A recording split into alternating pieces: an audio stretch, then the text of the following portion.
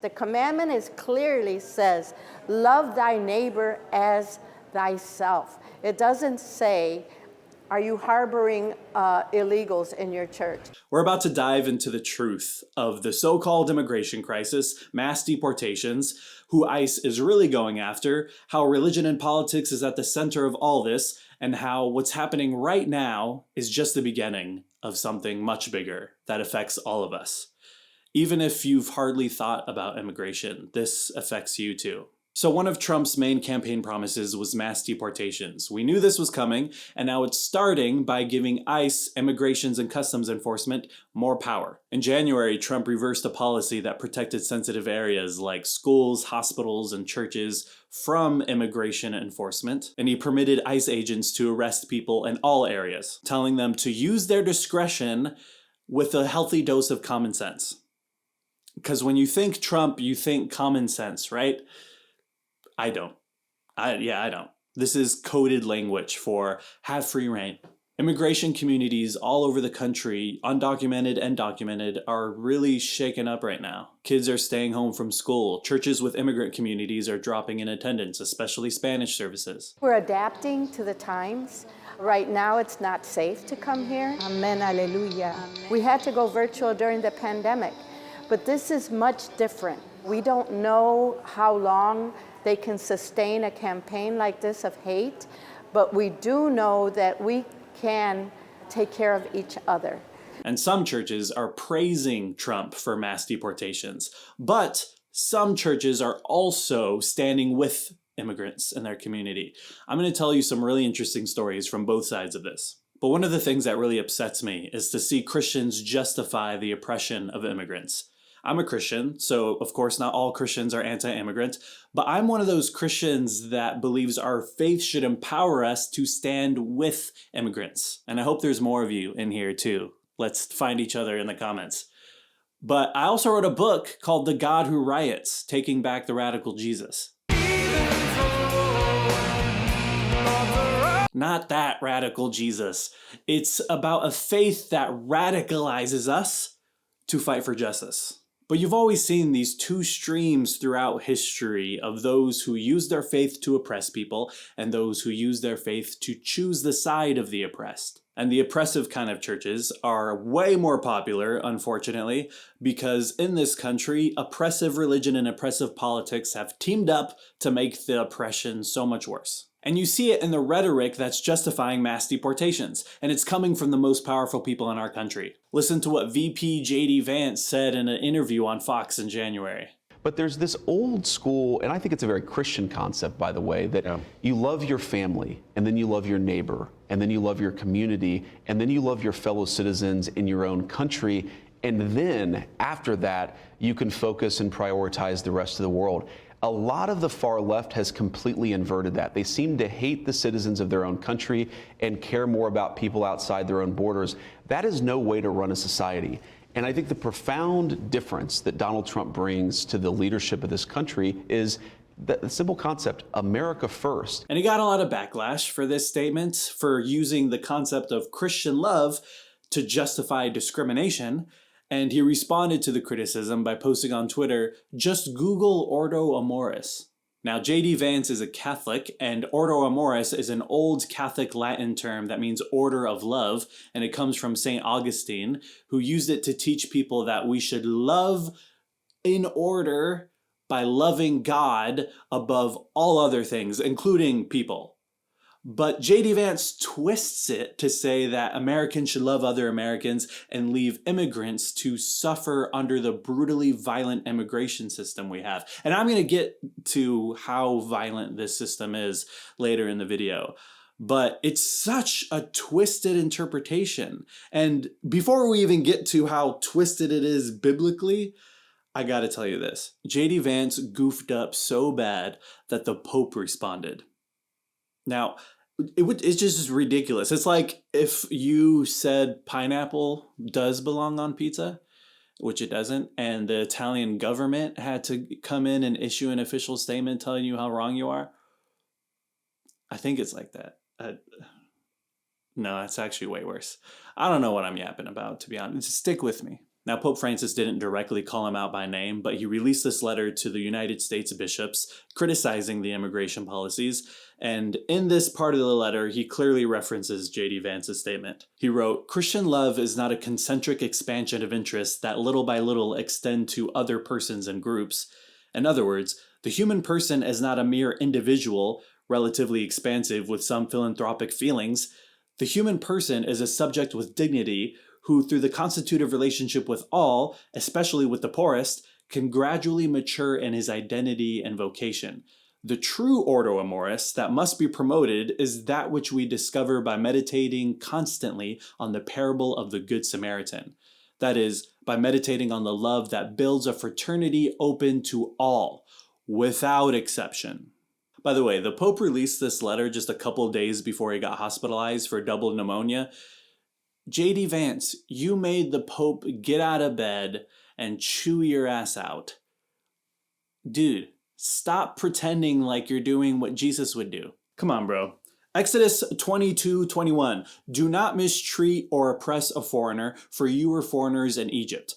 Let me cook. Leviticus 19:33. "When a foreigner resides among you in your land, do not mistreat them. The foreigner residing among you must be treated as your native born. Love them as yourself, for you were foreigners in Egypt." This is a major theme in the Old Testament. You were once foreigners in Egypt, so love foreigners as part of yourself. And God is saying this to people who were several generations after they were foreigners.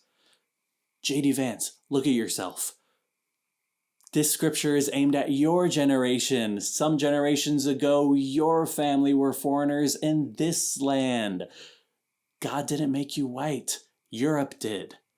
Let me cook. Malachi, you know how people say that God is so angry in the Bible?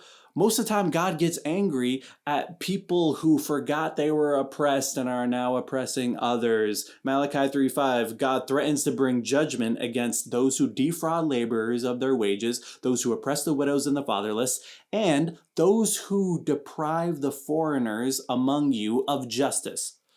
This is just the tip between the couch cushions, JD. But hey, that's Old Testament. Jesus corrected all that, you say. Nah. If we were in the Council of Nicaea, St. Nicholas, aka Santa Claus himself, would punch you in the mouth for saying that. Don't Google ordo amoris, Google that. So let's talk about Jesus. In the parable of the goats and the sheep, Jesus condemns people saying, "I was hungry and you did not feed me. I was thirsty and you didn't give me something to drink. I was a stranger and you didn't welcome me." And J.D. Vance, Trump, and all their friends responded to Jesus saying, "When did that happen?" And Jesus told them, "Whatever you did to the least of these, you did to me." Don't you wish that some Christians would just, be Christians sometimes? Just a little bit? And yet, a lot of churches are praising the Trump administration for his immigration policies. But not all of them. There is a growing resistance movement in the churches that a lot of people don't know about yet, but it's exciting. While some churches are saying we must obey the law of the land, some churches are saying no, we must break unjust laws. Here's a clip from Mark Newton in Augustana Lutheran Church in Portland. And we are a sanctuary church, which means any person needing to pray during the week about a lost job, a relationship, anything, but if you're afraid of being deported by hateful and unjust laws, let's call them what they are, you are welcome to come and find that safe space. Now this is more like it. This feels more like what Jesus would do. We need to see more of this. Laws, as Dr. King reminded us in the letter from the Birmingham jail, when he was asked, how do you uphold some laws and resist others? He said very simply, some laws are just and some laws are unjust. And then he quoted the great bishop of North Africa from the 4th century, St. Augustine, who said an unjust law is no law at all. So let's talk about the sanctuary movement. It started in the 80s under Reagan when he was denying people asylum that were fleeing from anti-communist regimes like in Guatemala, El Salvador, Nicaragua. that the United States was backing. They were trying to escape the suffering that the United States was partly responsible for creating. A lot like today. And some churches and other organizations housed them, protected them, and gave them a voice. Because of the decades of work of the sanctuary movement, in 2011, Obama gave new guidelines to ICE agents, and he designated sanctuaries as sensitive areas where ICE agents were discouraged from enforcing in those areas. But it was never made a law. In 2021, Biden expanded those guidelines and called those sensitive areas protected areas, but it was still never made a law. And then in 2025, Trump reversed those guidelines. And now this decades-long fight leads to this pivotal moment. I need you all to understand, what we do next determines a shift in every area of politics that affects all of us. We need to be paying attention. But some conservative pastors are saying it's not really a big deal, and that some of these pastors criticizing the new ICE guidelines are just overreacting. Watch this clip from CBN of one of those pastors saying this. Hey, chill. I don't watch Christian Bible Network. I just do my research. Sometimes I watch VeggieTales, but that's like a personal thing. Anyway, watch this. There is a segment that is motivated by politics, meaning that small 17, 18% that didn't support President Trump's election. That segment is elevating a narrative of fear-mongering because it serves a collective meta-narrative in the long term politically. Fear-mongering is an interesting word to use for the other pastors, especially because this is who he said ICE is going after. The administration is going into schools and churches and hospitals, but not to deport individuals who have been here 15, 20, 25 years who have never had a parking ticket. They're coming after the pedophiles. They're coming after the gangbangers. They're coming after the cartels, the coyotes, the human traffickers. That's who they're coming after. What they're saying is this: there is no protective space. These mass deportations have been popularized through fear-mongering about criminal immigrants. You're the one fear-mongering. Study after study shows that immigrants commit far less crimes than American-born citizens, but Trump has taken a few unique cases, exaggerated them, and used them to say this is what immigrants are doing all over the country. And here's something the other side will never tell you. They haven't just arrested immigrants that have committed crimes. Check the description if you want to look at the stats, but of the 43,759 immigrants held in ICE detention right now, 52.1% of them have no criminal record. And before you say, oh, but see, 48% is a big number. Hold on, just wait before you move the goalposts of your argument. The claim was that ICE is going after immigrants who have committed crimes, but most of the immigrants in ICE detention centers have not committed crimes, other than entering the US illegally. But that wasn't the argument. So that's false. Now I'll let you pivot and change your argument and pretend that you were arguing that all along. But guess what? Most of that 47.9% that have a criminal record only have minor offenses like traffic violations. But that's just the number of people who happen to have a criminal record before they're arrested. Here's the real number to pay attention to. In the last year, 1.8 million immigrants were deported after going through immigration court. The percentage of those 1.8 million people who were initially arrested for committing a crime at the time of their arrest is 0.5%. 99.5% of them were not committing some other crime when they were arrested. Now this could have been the part of the video where I tell the Ben Shapiro fans, facts don't care about your feelings. But I think a lot of you really need to get in touch with your feelings more. Call your mom, please. Listen, there is an immigration crisis in the United States. But the immigration crisis is how badly the United States treats immigrants. That's the immigration crisis. I need you to understand, this isn't about abstract policy. This is affecting real people with real families right now. And they are starting to arrest immigrants who aren't criminals in churches. Let me tell you something that just happened a few weeks ago that a lot of news outlets aren't covering. Wilson Velasquez and his wife and 3 young kids fled from gangs in Honduras in 2022 and came to the United States, immediately turned themselves in, and requested asylum. They assigned them a court date scheduled years away, and they put a GPS tracking ankle bracelet on him. They moved in with some relatives in Atlanta, and Wilson got a work permit and got a job wrestling tires. They joined a Pentecostal church, and eventually they helped plant a church of their own called Iglesia Fuente de Vida, and it met in a shopping plaza, and they were on the worship team. Then, on January 26th, when they were in church, ICE agents came to the door, and an usher locked the door. Wilson got a phone call from an unknown number, and he ignored it because he was listening to the sermon. And then his ankle bracelet started buzzing. He went outside to check it, and the ICE agents arrested him. And the only explanation they could give was that they were looking for people with ankle bracelets.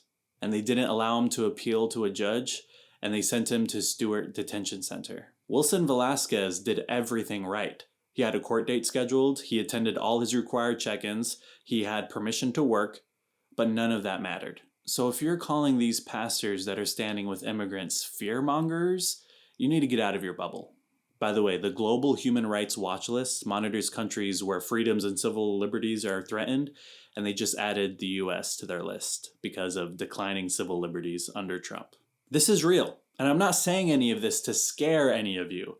I just want people to take it seriously. And I'm glad there are churches who are taking it seriously, but we need more. Now for some good news, finally, about a coalition who you might be surprised are working together. In February, 27 denominations, both Christian and Jewish, filed a lawsuit against the Department of Homeland Security for violating their right to fulfill their religious duty of providing sanctuary to immigrants. You can read the full lawsuit in a link in the description, and in the first paragraph, it lists the plaintiffs: Baptists, Brethren, Conservative Jewish, Episcopalian, Evangelical, Mennonite, Quaker, Pentecostal, Presbyterian, Reconstructionist Jewish, Reformed Jewish, Unitarian Universalist, United Methodist, Zion Methodist, and a Jedi walk into a bar.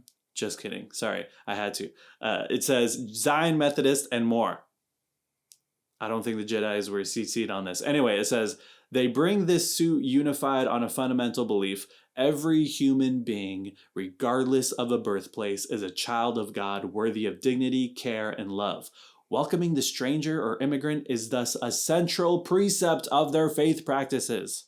And they argue that the government's actions are forcing them to choose between continuing their mission to welcome immigrants, which risks exposing them to arrest, detention, and deportation, or limit their religious outreach in violation of their core convictions. And they accuse the Department of Homeland Security of violating the Religious Freedom Restoration Act and the First Amendment for interfering with and burdening their exercise of religion. And what's wild about reading this is that it reminds me a lot of what some churches were scared was going to happen back when we first quarantined at the beginning of COVID, and they had to move churches online, and they were scared of potential government overreach. The thing they were scared might happen because of quarantine is actually happening now, but a lot of the churches who were scared of that seem to be fine with what's happening now. Weird, huh?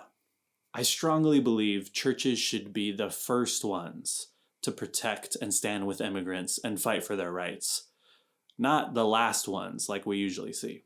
I wish more Christians stood up for immigrants like this. I wish more people would.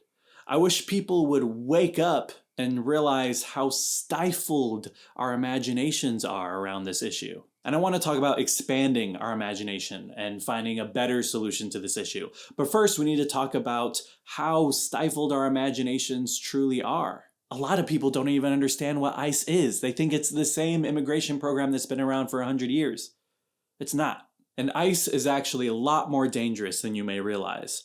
And we've all been kept in the dark about it on purpose. So ICE, Immigration and Customs Enforcement, was launched under the Department of Homeland Security in 2003 in response to the 9/11 attacks.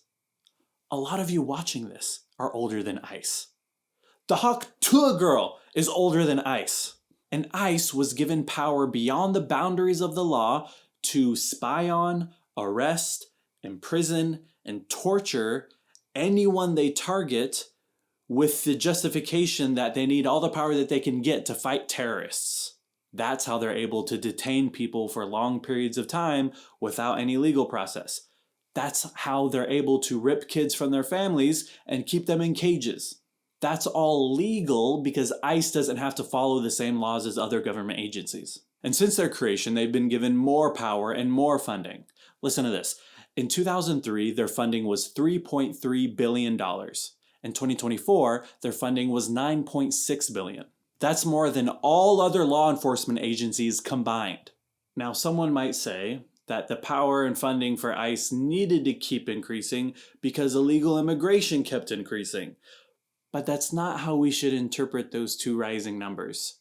Instead, we should realize if immigration keeps increasing, then we should stop throwing state violence in the form of ICE at the issue, thinking it's going to work, because immigration keeps increasing anyway. And what I'm saying is also a major argument for those of us who want to abolish police and prisons too.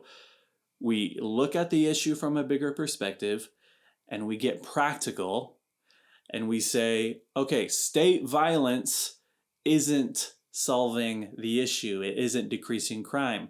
So let's take a step back and experiment with other alternatives that will solve our problems better. Simple as that. No conspiracy. I promise, George Soros isn't paying me money to get on here and destroy American values. But you can pay me that at patreon.com/Damon Garcia. Thank you. Anyway, the truth is, punishment doesn't make our problems disappear. And this is obvious on an interpersonal level. Like your child is starting to get bad grades or abusing drugs and mistreating people or watching Ben Shapiro, and you punish them for it, and they keep doing it until you realize that we need to figure out why these things are happening and get to the root issue. Hear me out. I think we need to have the same willingness to look at the root issues of society too. Punishment doesn't work for social problems either. We need to find the root issues. Like the horrible conditions in other countries that are so bad that people risk dying to escape and then risk dying again just to stay here. And the horrible conditions in the United States that are so bad that it's easy to fool people into thinking that we don't have enough resources because of immigrants. We've been looking at immigration through the wrong lens this whole time. And there's a completely different way to approach this issue that barely anyone is talking about. Our imaginations on this issue have been stolen and stifled on purpose. There are powerful people that want us to think that immigration is too complicated to understand so that we don't challenge the system that benefits them. And we need to radically expand our imaginations so that we can see how this problem affects all of us. And I'll get to that in a moment, but we also need to expand our imaginations for the alternatives to the brutally violent immigration system we have now. There are other models in other government agencies for getting people to comply, and it would transform everything for the better if we applied these other models to immigration. There's this really good essay linked below called "Abolish ICE and Then What?" by Peter L. Markowitz. And he explains alternative approaches that other government agencies take to compliance enforcement. Like, think of the difference of compliance enforcement between the police and the IRS. The police arrest you and could ruin your life with a criminal record. The IRS over time started being less and less punitive in their compliance enforcement. And part of that was adding fines to penalize you for not doing your taxes. And they'll even help you and give you options to waive those fines. And when the IRS started being less punitive, people complied more. And this is just an example. And so in the essay, Markowitz talks about the potential of shifting compliance enforcement in our approach to the immigration process from punitive enforcement to cooperative enforcement. We need alternatives, so hear me out. And we need to make complying with the immigration process easier. Some people have suggested making the penalty for non-compliance for immigrants to pay a fine that would be at least large enough to be a legitimate consequence, but also be within their ability to pay or to make payments. Other people have suggested making the penalty delayed access to public benefits or mandated community service. And yeah, some people think that if we make penalties too soft, then people won't comply. But we know from from other compliance initiatives that when the system is perceived as more fair, then more people will comply. And here's another alternative. If someone fails to comply at all after an excessive amount of help, then they can have the right to a court case with a provided attorney where they can decide if deportation is the right penalty or not. And some people will say, that sounds like a lot of extra work. That'll take a lot of money. Where are we going to get all that money? Eggs are expensive. I know. I miss chilaquiles too. But the answer is easy. Abolish ICE. And take all that money that was going to ICE and put it toward these alternatives. And put an agency that is designed to give services to immigrants in charge. Not an agency like Department of Homeland Security. And I guarantee you it'll cost a lot less. Now, I don't know what penalties would be just. I'm actually one of those guys that thinks all these imaginary borders we draw are silly and I want to make migration as easy as possible. That's my real position. But I also understand that change is a process, so I am open. Of course. I'm just trying to get you all to expand your imagination so you know what's in the realm of potential alternatives that some people have suggested before, so that you understand that there are alternatives and they're better than what we have now. I don't know the exact path forward. I just know that the system we have now is the worst option and we need more options. And I wish the debate was over different kinds of nonviolent compliance and penalties, not over whether we should violently punish immigrants or not. And some conservatives get confused and they think that people who criticize the immigration system want no system at all. But that's not true. We're just never able to get to the part of the conversation where we can talk about alternative systems. And so they misinterpret it because we're stuck arguing about whether we should torture people or not. I'm so tired. And I do really want eggs right now. I'm sorry. Okay, now, this is where you come in. If you didn't care about this before, you need to start caring. And it's not too late to start caring. This won't go away on its own. And if it isn't affecting you now, it will. Now, there's 3 very crucial reasons I need you to understand for why it will affect all of us. 1, mass deportations is all a strategy for powerful people like capitalists and politicians to gain more power. And people who strive for power are never satisfied. They always want more and more power until they're stopped. This isn't a situation where we can say, oh yeah, let the Trump administration gain the power that they want, and then they'll get it, and then they'll chill out, and then we'll try to fix things after that. No. They'll continue to escalate actions that suppress our power to gain more power for themselves. Now let me tell you the second reason this affects all of us.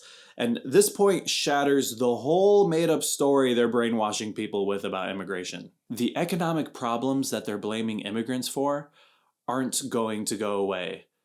Because immigrants actually aren't the ones to blame.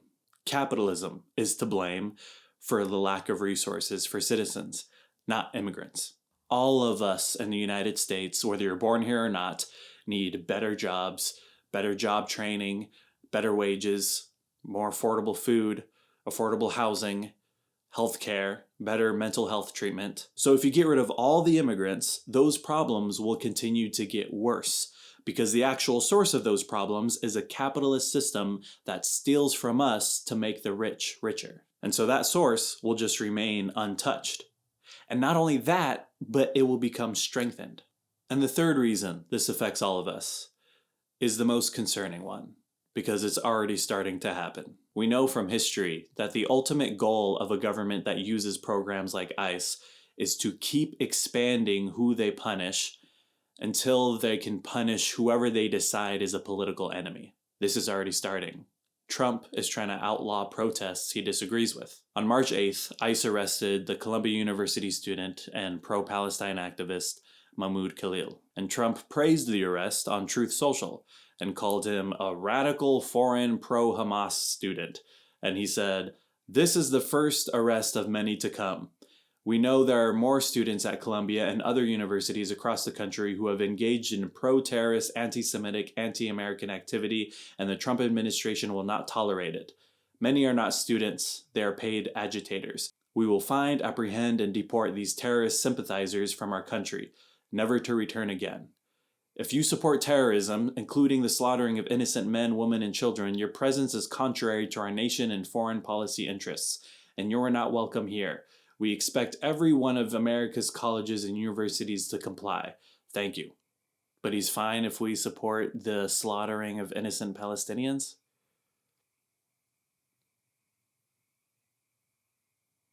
That doesn't make sense. It's ridiculous.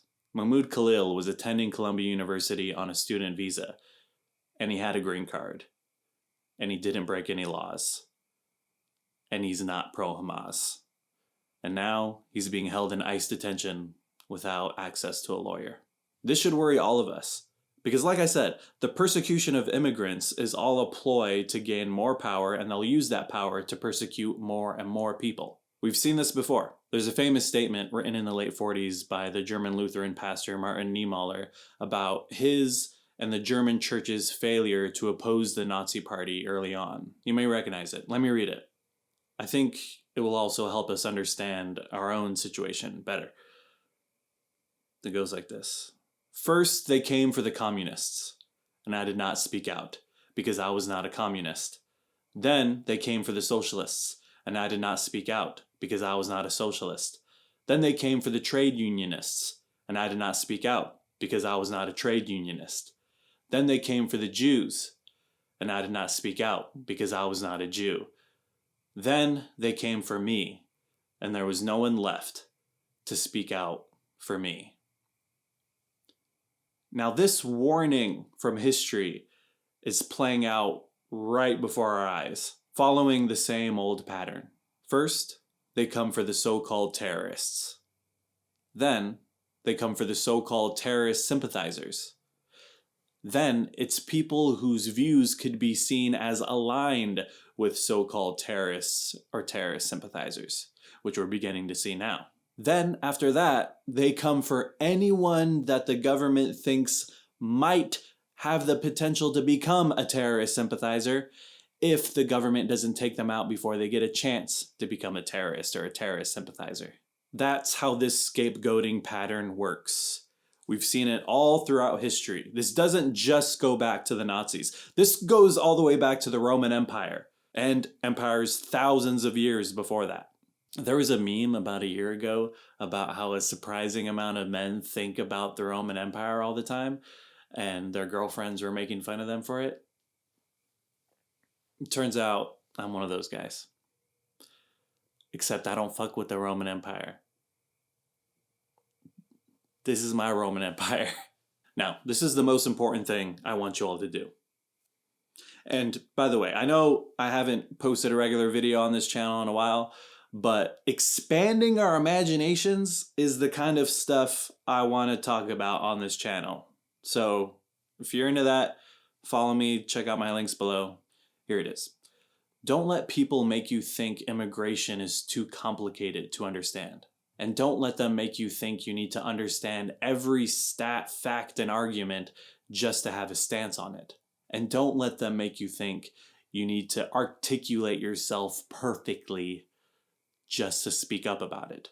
And don't let them make you think you need to have a perfect plan to fix everything to do something about it. Don't waste time debating. If you're going to debate with me in these comments, I'm not going to waste my time with you. This is the time to speak out and to find community to speak even louder. We can change things.